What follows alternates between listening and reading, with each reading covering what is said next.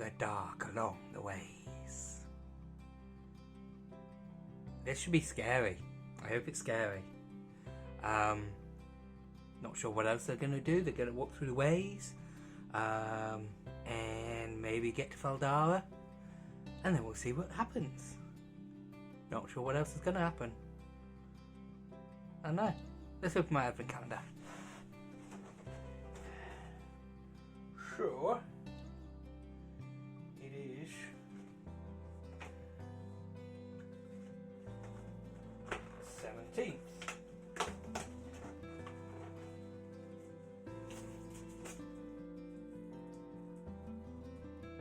I don't know what it is.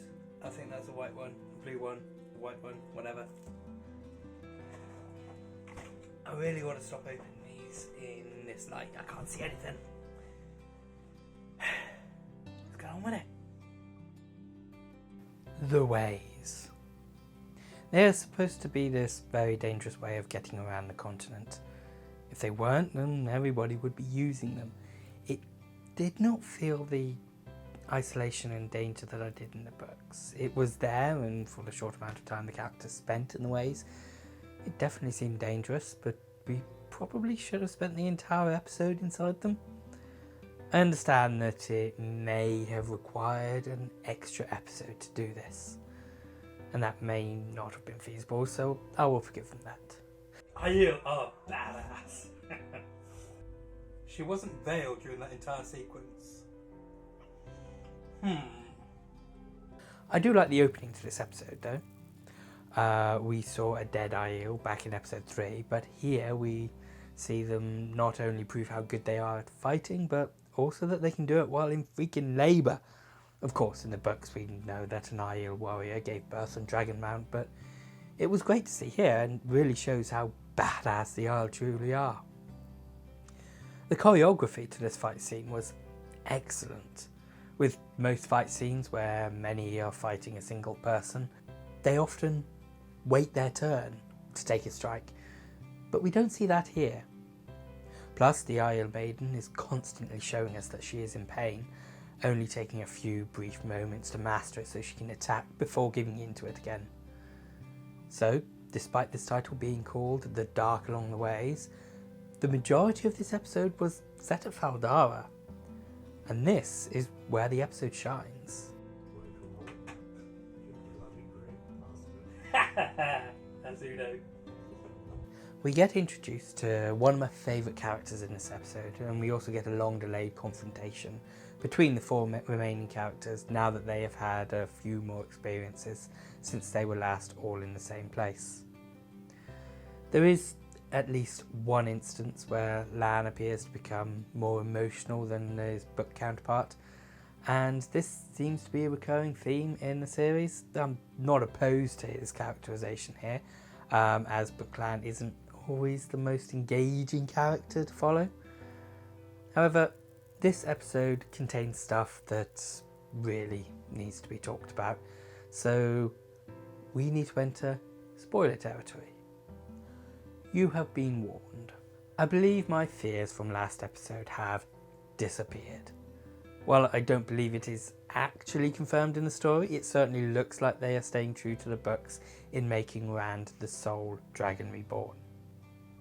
I think it's good to make him come to this conclusion on his own by going back to his previous experiences and adding them together rather than being told he is a dragon as he is in the books. This shows him to be an intelligent person, and the way he seeks out Moiraine at the end in order to protect the others is exactly what Rand would do.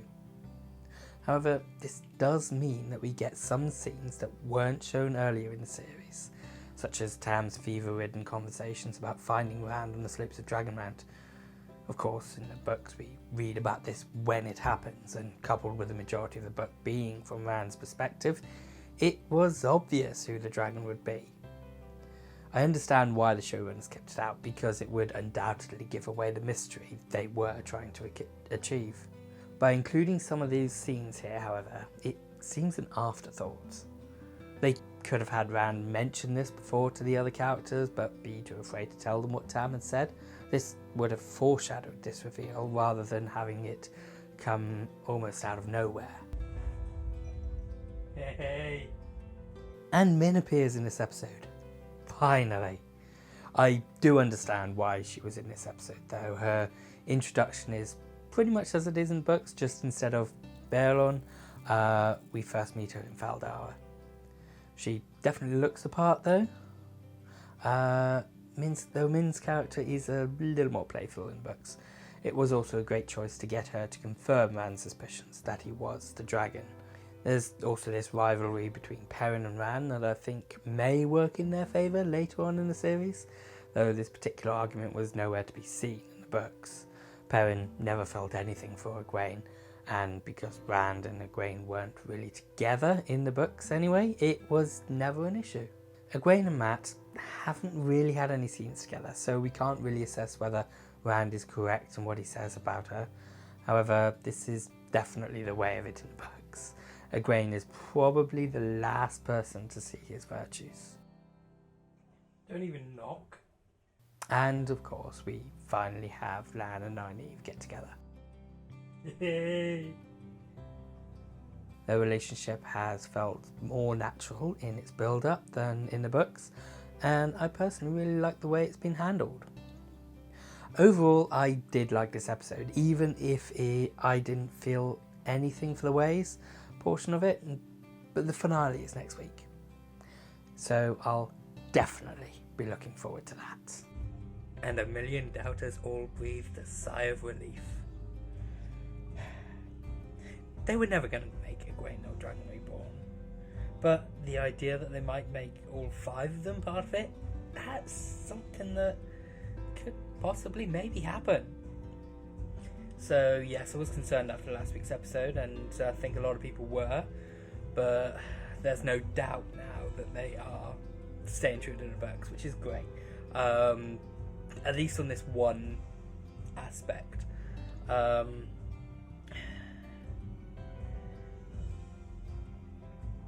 We get to meet Min, which is great. I like Min. Min is awesome. We didn't see much of the ways. It was like 15 minutes and they were in and they were out. There was nothing to it. It's like nothing. So